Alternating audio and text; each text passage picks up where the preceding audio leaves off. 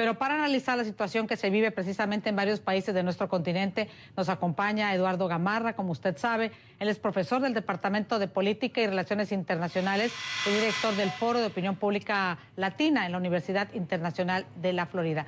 Muchísimas gracias por acompañarnos, profesor Gamarra. También está con nosotros desde Ecuador Gabriela Calderón de Burgos. Ella es investigadora asociada del Centro para la Libertad y la Prosperidad Global del Instituto Cato. Además, es editora de la revista en línea El Cato y columnista del Universo Ecuador.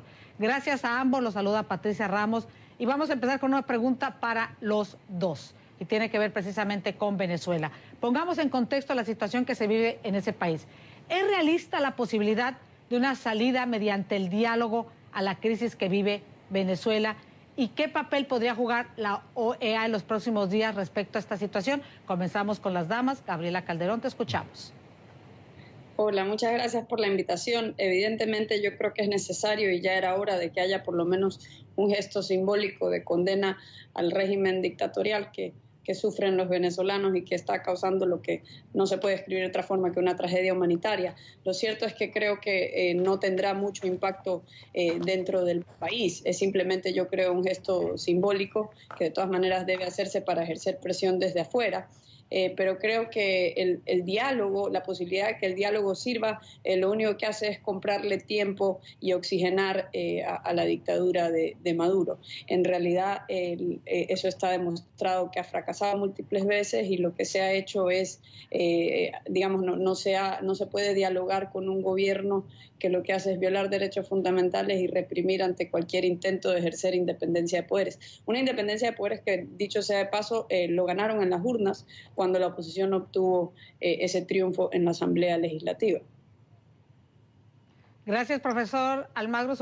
Perdón, profesor Almagro, ¿se da cuenta usted en lo que estoy pensando, en lo que está sucediendo ahorita en la OEA, en esta sesión? Perdóneme, profesor Gamarra, cuénteme su opinión, qué opina acerca de la pregunta que hice. En general estoy de acuerdo con Gabriela y yo creo que hay que matizar un poco lo de la OEA. O sea, si bien la OEA, parte de la OEA, una tercera parte de la OEA está por fin reconociendo que en Venezuela hay una crisis, y creo que el liderazgo del secretario general Almagro ha sido muy destacado en ese sentido, pero en la OEA no hay consenso y aún los países que apoyan a Venezuela tienen mucho trecho, mucho poder dentro de esa organización y dudo que se logre llegar a una condena que realmente un país donde sí es aplicable la Carta Democrática.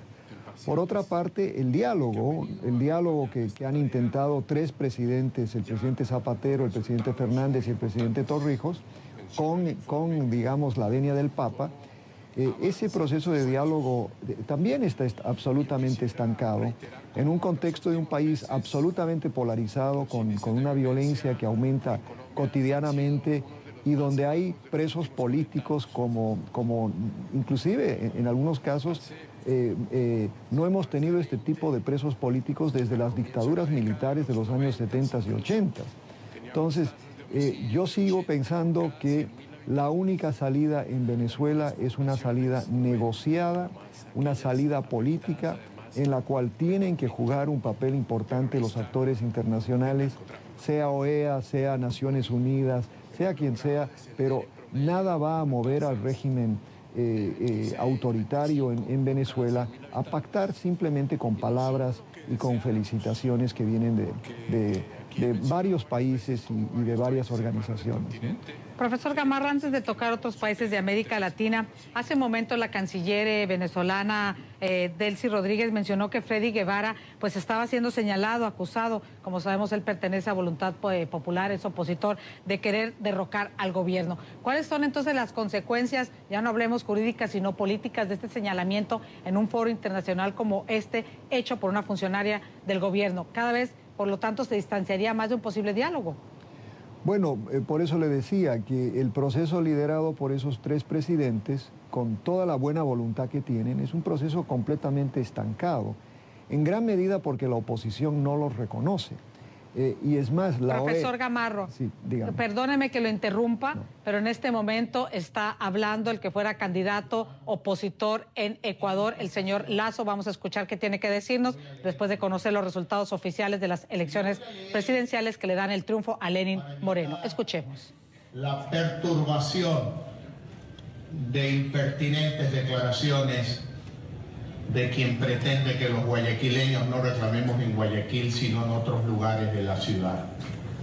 Voy a ser cuidadoso, porque en este momento los enemigos del Ecuador son los enemigos de la democracia.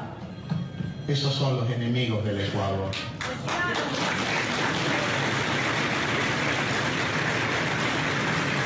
Apagón electoral. Eso es lo que nos ha explicado César Monge. Apagón electoral. Los asaltantes te roban en la parte oscura del camino. Eso es lo que ha pasado en esta ocasión. Hubo un apagón informático durante el cual los ciudadanos ecuatorianos fuimos desvalijados, y ahora necesitamos determinar culpables y recobrar lo robado. Nuestra democracia, nuestros votos y nuestro futuro.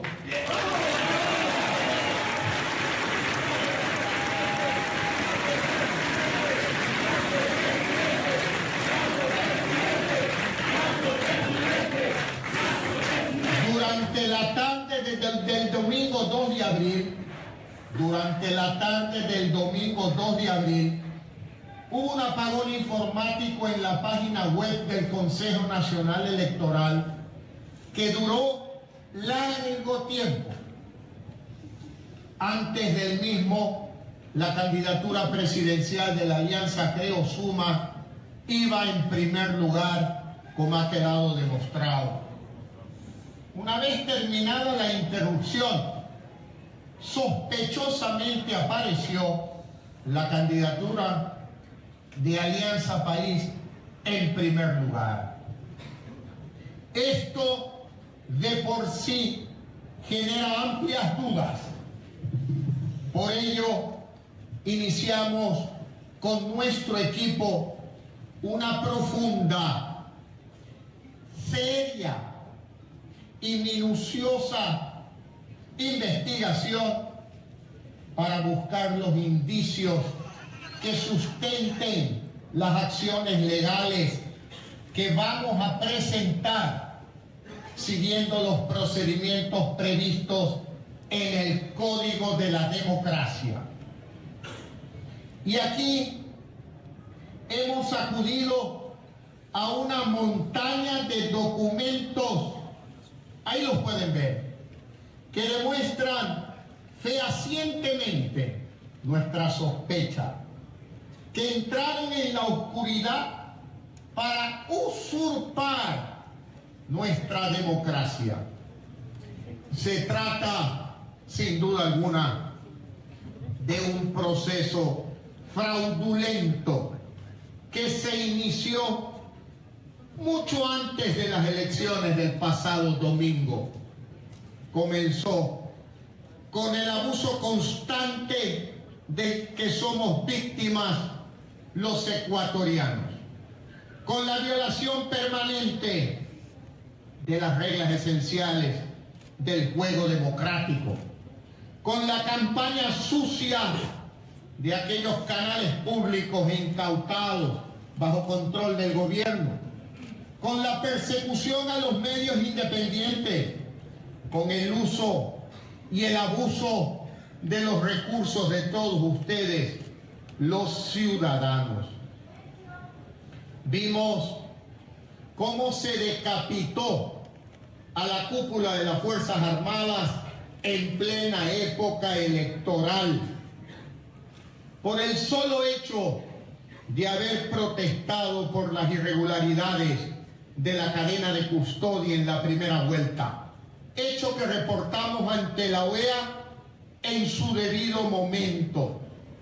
Y finalmente tuvimos los oscuros episodios del pasado domingo, sobre los cuales hemos dado ya fino detalle en esta presentación, y además lo haremos en nuestro documento de impugnación. Lo que vivimos el 2 de abril resulta inaceptable. Esta vez acudiremos ante las autoridades electorales en busca de justicia, aunque sabemos que están dominados por el oficialismo. A ellos les digo, a estas autoridades electorales de Alianza País, les digo, no desaprovechen la oportunidad que esto les brinda para redimirse con el pueblo ecuatoriano, para demostrar que tienen conciencia, porque no pueden seguir siendo cómplices de este abuso. Porque esas personas que están en las calles de Guayaquil, de Quito, de Cuenca, de Ambato, de todo el Ecuador, no van a parar hasta que se respete su voluntad.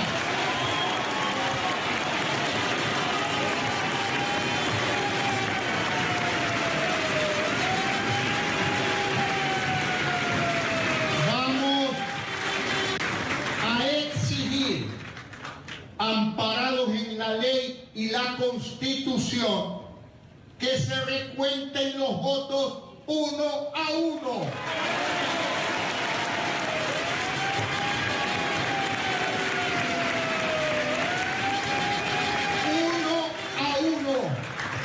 En todo el territorio nacional.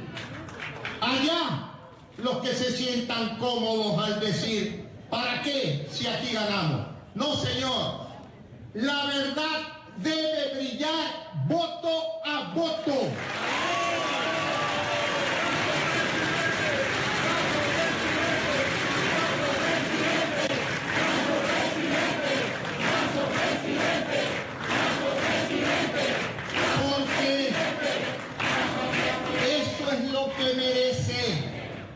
La democracia ecuatoriana.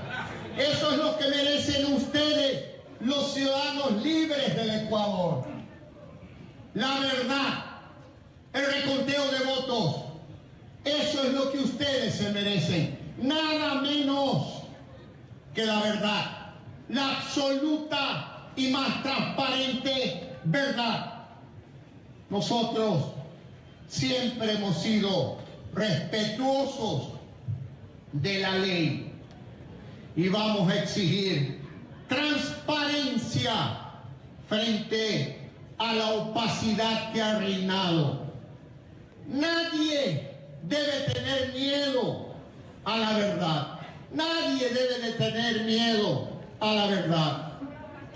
Seré el primero en reconocer los resultados del reconteo de votos, aunque me sean desfavorables, porque este no es un asunto personal, este es un asunto de la democracia, es un asunto de todos los ecuatorianos, es un asunto de la voluntad popular.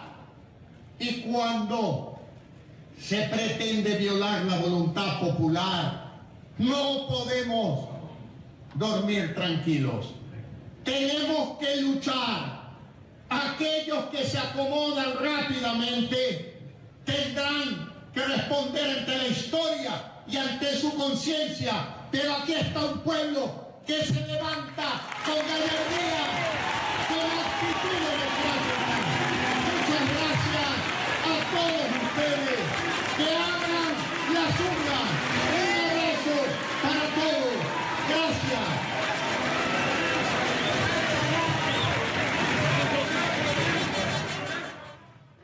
Estábamos escuchando al que fuera candidato opositor en las pasadas elecciones presidenciales de Ecuador, el señor Guillermo Lasso, del partido Creo, quien desde Guayaquil da a conocer su punto de vista acerca de los resultados electorales que se hicieron oficiales por parte de las autoridades y dan el triunfo al oficialista Lenín Moreno. Como escuchábamos, el señor Lasso advierte que pide un recuento, impugna las elecciones, advierte que quieren la verdad, que sus seguidores no pararán de estar en las calles, en las protestas, advierte y usa calificativos como que los despojaron, los desvalijaron y que quiere la verdad más allá de si ganó o no, y que en caso que los votos no les sean favorables, él será el primero en reconocer su derrota. Esta es la situación que se vive en este momento en Ecuador, cuando el domingo, como usted sabe, se efectuó la segunda vuelta electoral y hubo un margen, una diferencia de un poco más de 230,000 votos entre un candidato y el otro. Aprovecho la oportunidad, vuelvo con usted, profesor Gamarra, le pido disculpas por haberlo interrumpido, pero en ese momento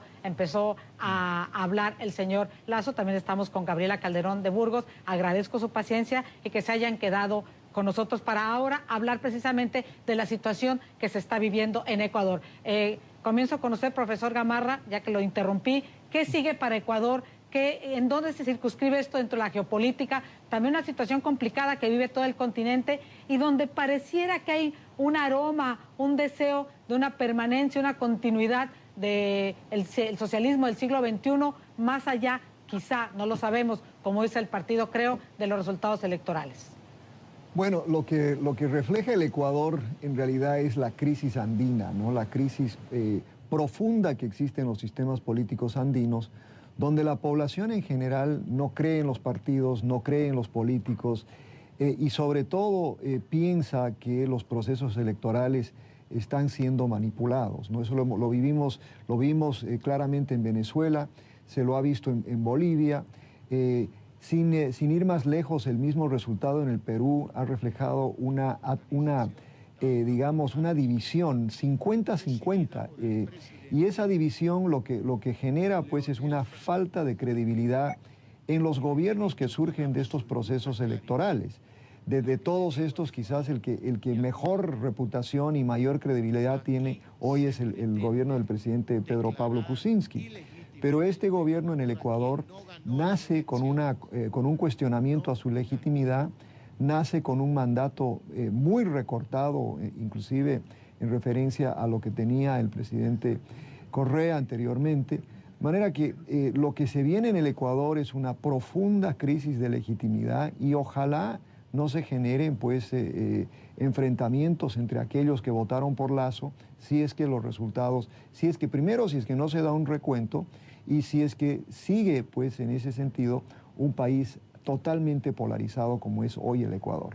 Profesor Eduardo Gamarra, gracias. Paso con la investigadora Gabriela Calderón de Burgos. ¿Se puede confiar en las autoridades electorales, en los jueces, en quienes tendrían que hacer este reconteo, en quienes tendrían que revisar? Son 140,000 actas, si mal no recuerdo. ¿Se puede pensar que va a pasar algo más en el Ecuador en el sentido de que hubiera marcha atrás en cuanto a los resultados electorales que ya se han dado, Gabriela? Estoy de acuerdo con mucho de lo que ha dicho el profesor Gamarra, pero quisiera empezar por agradecerle a CNN por transmitir algo que los canales y muchas de las radios en Ecuador no han podido transmitir, en parte gracias a la censura previa que se vive, gracias a la ley de comunicación implementada desde el 2013. Acá los ecuatorianos vivimos en una especie de apagón informativo. La denuncia que acaba de presentar el candidato de la oposición, Guillermo Lasso, es grave. Según la denuncia de ellos y la evidencia que ellos han presentado hoy, están en juego más de 592,000 votos. Y esto implica la demanda de ellos de ir a un conteo voto a voto, y su pregunta es si podemos confiar en las autoridades que estarían a cargo de realizar este conteo voto a voto. Le agradezco también su pregunta porque realmente no se puede confiar, no goza de credibilidad del Consejo Nacional Electoral, y por eso es que han habido protestas en ciudades alrededor del país. Antes de las elecciones, en una encuesta, alrededor del 60% de los encuestados a nivel nacional creían que era altamente probable un fraude. ¿Por qué no es confiable el Consejo Nacional Electoral? Porque Juan Pablo Pozo entre 2008 y 2012 se desempeñó como secretario de la Comisión de Fiscalización de la Asamblea. Era quien se dedicaba a archivar y obstaculizar la labor fiscalizadora de la Asamblea. Por eso es que el legislativo no fiscalizó, no hubo ningún tipo de juicio político durante esa etapa. Todos los vocales del Consejo Nacional Electoral electoral tienen credenciales que los hace ligados al movimiento oficialista, el Partido Alianza País. El Tribunal Contencioso Electoral, que estaría a cargo de recibir estas impugnaciones y procesarlas, está dirigido por Patricio Vaca Mancheno, que es hermano del fiscal general de la Nación, que fue consejero del presidente. Aquí tenemos una pequeña muestra de cómo han sido capturadas las instituciones por un solo partido, y esto se debe a lo que decía el profesor Gamarra, una crisis de credibilidad de los partidos políticos que lamentablemente en el caso de nuestro país ha sido suplantada por el control de todas las instituciones del Estado de un solo partido. Pues ahí están las opiniones personales de ustedes. Muchísimas gracias al profesor Eduardo Gamarra y a la investigadora Gabriela Calderón de Burgos por ayudarnos a poner en contexto, en perspectiva, lo que está ocurriendo primero en Venezuela y ahora en Ecuador. Hasta una próxima oportunidad y de verdad, muchas gracias. Muchas gracias. Y venimos a una pausa. Aquí en Realidad es en Contexto. Usted sabe, toda noticia, toda información tiene un contexto. CNN cumple 20 años de estar al aire, de ser líder mundial en noticias. Ya regresamos.